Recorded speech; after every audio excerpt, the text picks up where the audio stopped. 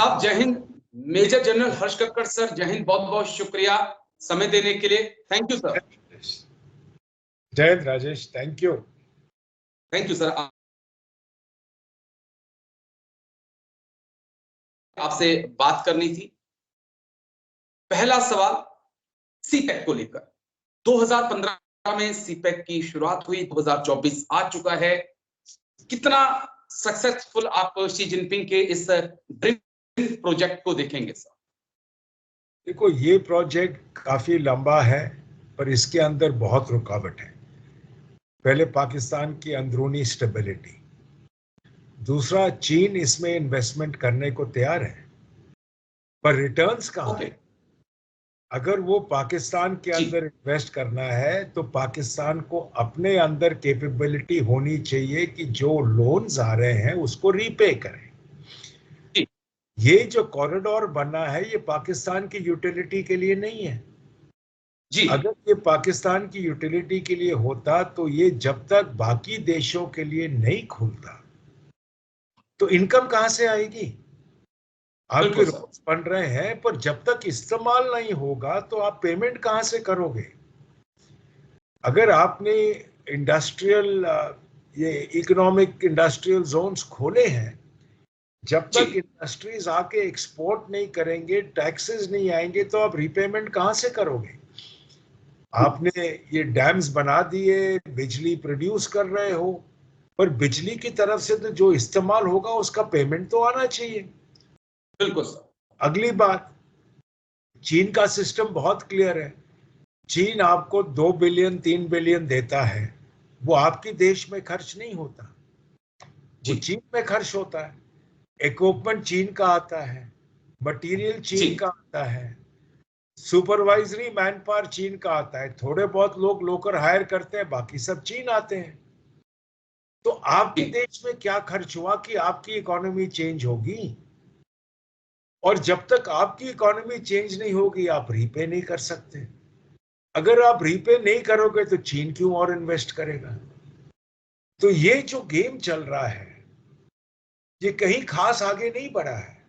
Okay, कुछ roads आपने बना लिए, आपने इकोनॉमिक जोन मार्क कर लिए, जितने डैम्स हैं उनके अंदर कंस्ट्रक्शन रुक गया। बिजली जो कंस्ट्रक्शन चीन ने किया है उसको इन्फ्लेट करके आपको कॉस्ट दे रहे हैं, आप उसके ऊपर ऑब्जेक्ट नहीं कर सकते हो, तो कहां से प्रोग्रेस होगा? कोई ओपन क्लैरिटी तो है नहीं। बिल्कुल सर। तो लेकिन यानी कहने का मतलब है कि रिटर्न में चाइना को भी कुछ नहीं मिल रहा है, पाकिस्तान के पास ऐसा कुछ नहीं है कि वो चाइना को दे सके। एक पॉइंट और सर जो मैं समझना चाहूंगा, बलूचिस्तान के अंदर जबरदस्त विरोध हमने देखा है। ग्वादर की बात करें, चाइना का बात करें या सीपेक की बात करें, क्या वो एक मेजर फैक्टर है जिस कारण शी जिनपिंग भी और चीन भी सोच में पड़े हुए हैं कि इस आगे प्रोजेक्ट का क्या होगा? देखो, रोड्स जो जा रहे हैं ग्वादर तक वो वाया बलूचिस्तान है, और बलूच को पहले तो अपने इंडिपेंडेंस के लिए लड़ाई है, दूसरा उनको पता है कि अगर कुछ करेंगे नहीं तो जो उनके पास रिसोर्सेज है, नेचुरल रिसोर्सेज है, उधर जेम्स है, उधर गोल्ड है, उधर गैस है, बहुत कुछ है बलूचिस्तान में। वो पाकिस्तान अगर रीपेमेंट नहीं कर पाएगा तो ये इनको दे देगा इन लिeu एक्सप्लॉइट करने के लिए। अब अगर उनको ये रोकना है तो चीन को टारगेट करना है।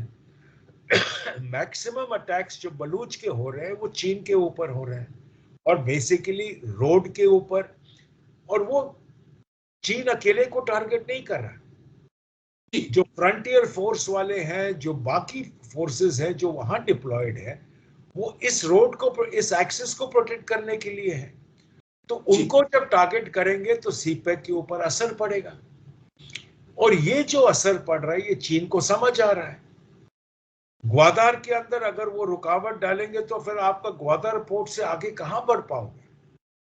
तो ये जो रुकावट डाल रहा है ये चीन को इन्फोर्स कर रहा है कि आप स्लो जाओ जब तक सिचुएशन ना ठीक हो। काफी जगह चीन क्या कोशिश करता है कि वो पैसा दे के टेररिस्ट ग्रुप्स को खरीद लेता है कि वो तंग ना करें, पर ये ना टीटीपी से चला है, ना ये बलूच के साथ चला है। ये दोनों खिलाफ है, और ये दोनों जब खिलाफ है तो सीपेक के ऊपर असर पड़ रहा है, इनके कंस्ट्रक्शन के ऊपर, इनके जो मेन ट्रांजिट हेड्स है, मेन लोकेशंस है, उनके ऊपर जो अटैक्स हो रहे हैं वो इंपैक्ट कर रहा है।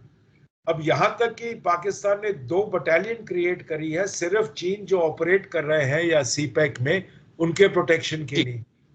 Okay sir. पर ये 2 बटालियंस के होने के बावजूद इतने अटैक्स हो रहे हैं।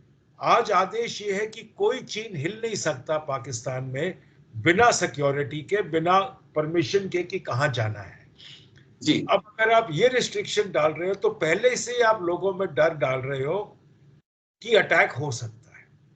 तो ये जो कॉन्फिडेंस लैकिंग है, और अगर अटैक हुआ, जैसे अभी 5 चीन मारे गए रिसेंटली, अब जो कॉम्पेंसेशन पाक सरकार से मांगेंगे वो $100 of millions मांगेंगे। पाक सरकार कहां से देगी?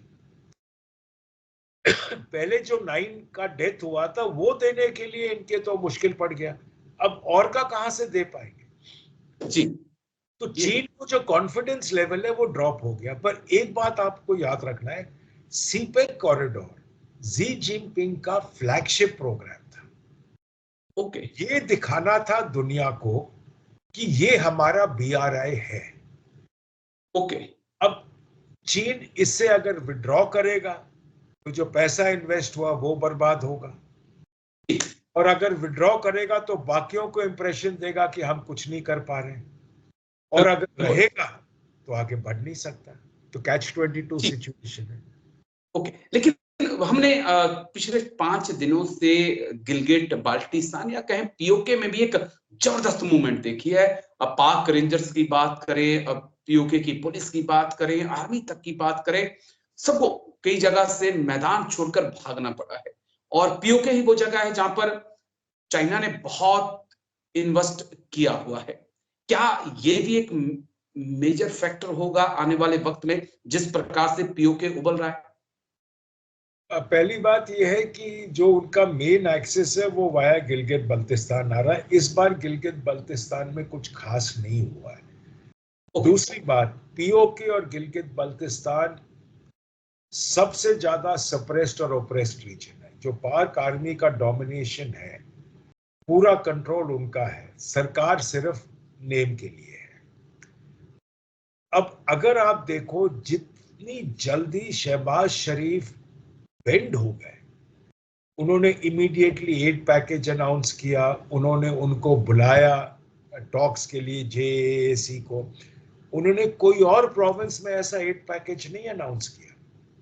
उसलिए इमरान खान ने बोला कि जो प्रोटेस्ट आज कश्मीर में हुए हैं, उनके जेल से उन्होंने एक मैसेज निकाला है कि जो प्रोटेस्ट आज कश्मीर में हुआ कल वो पूरे पाकिस्तान में फैलेगा, क्योंकि ये दिक्कतें सब जगह है। पर यहां पे इसलिए बेंड करना पड़ा, 2-3 कारण है। पहली बात तो चीन का इन्वॉल्वमेंट है सीपेक में, वो इतना जरूरी मैं मानता नहीं हूं। ज्यादा जरूरी था, इंडिया में इलेक्शंस हो रहे हैं, अभी कश्मीर में वोटिंग हुई है, तो पाकिस्तान को ये मौका मिला कंप्लेन करने के लिए दुनिया को कि ये डिस्प्यूटेड टेरिटरी है, ये लोग इलेक्शन कैसे कर रहे हैं, क्यों कर रहे हैं। अब अगर वो आज मुंह खोले और उन्हीं का पीओके चल रहा है तो वापस चपेट उनको पड़ेगा। जी, इसीलिए कुछ भी कर रहे हैं कि ये प्रोटेस्ट खत्म हो, पर प्रोटेस्ट आज खत्म हो गए। पर ये बात है कि क्योंकि उन्होंने बोला हम आपकी सब शर्तें मान लेंगे। बिल्कुल सर। प्रॉब्लम ये है कि इन लोगों ने खून टेस्ट कर लिया, प्रोटेस्टर्स ने। उनको पता लग गया कि हम पाकिस्तान की सरकार को झुका सकते हैं। एक दूसरी बात, उन्होंने रेंजर्स के साथ लड़के, चाहे 3 मारे गए, पर रेंजर्स के साथ लड़के उन्होंने दिखा दिया कि हम पीछे नहीं हिलेंगे। अब इस बार सबड्यू हो गया, पर मामला खत्म नहीं हुआ। कब अगला शुरू होगा, कितना फैलेगा, किस प्रकार तक फैलेगा, वो समय बताएगा। जी, बस इसमें एक पॉइंट और मैं जोड़ना चाहूंगा, उसका जवाब चाहूंगा। कल कुछ पाकिस्तान के पत्रकारों से मेरी बात हो रही थी, तो उन्होंने कहा कि एक डर पीओके के लोगों के अंदर ये भी है कि कि ऐसा ना हो कि जिस प्रकार से शक्सगम घाटी जो है चीन को सौंप दी गई है, अगर पाकिस्तान कर्जा ना चुका पाया तो ये लोगों में ये भी एक डर है कि आने वाले वक्त में हमें भी वो बीजिंग को सौंप सकते हैं। ये कितना जायज है सर? पॉसिबिलिटी है पर ये मुश्किल है कि वो कुछ सौंप पाएंगे, क्योंकि अभी तो उस समय जब दिया था 60s में किसी को खास पता नहीं था। पर ये है कि उनके रिसोर्सेज एक्सप्लॉइट करने के लिए दे सकते हैं, इलाका नहीं देंगे, क्योंकि इलाका देंगे आजकल दुनिया है, दुनिया के अंदर हंगामा जो हो जाएगा वो बहुत है जी। इलाका दे सकते हैं, सॉरी रिसोर्सेज दे सकते हैं एक्सप्लॉइट करने के लिए, पर ट्रांसफर करना मुश्किल है। अगर करना भी है कुछ तो काराकोरम के पास जहां पे वो हाईवे एंटर कर रहा है जी, उधर का कुछ इलाका उनको कंट्रोल करने के लिए कि वो हाईवे को मेंटेन करे, ये करे, उसके बहाने कुछ कर सकते हैं। पर पीओके वो पूरा ट्रांसफर करना ये मुश्किल है। जी, एक सवाल, आखिरी सवाल और बड़ा अहम सवाल, क्योंकि क्या ये जो सीपेक था इसकी शुरुआत इसलिए हुई थी कि चाइना को भी पता था कि मलक्का स्टेट में इंडिया हमारा गला दबा सकता है, हमारी जो फ्यूल सप्लाई है उसे रोक सकता है, और क्या ये सीपेक बनने से अगर कंप्लीट हो जाता है तो भारत के पास जो एक अहम फैक्टर है वो वीक पड़ जाएगा? कैसे देखेंगे सर इसको? देखो, सीपेक से थोड़ा बहुत कम होगा, 100% नहीं निकल सकता। दूसरी बात, आपका सिर्फ ऑयल नहीं है, आपका पूरा इंटरनेशनल ट्रेड यहां से है।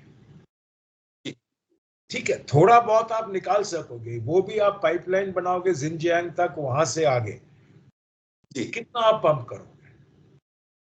मैक्सिमम आपका फिर भी वाया मलाक्का स्ट्रेट्स आएगा।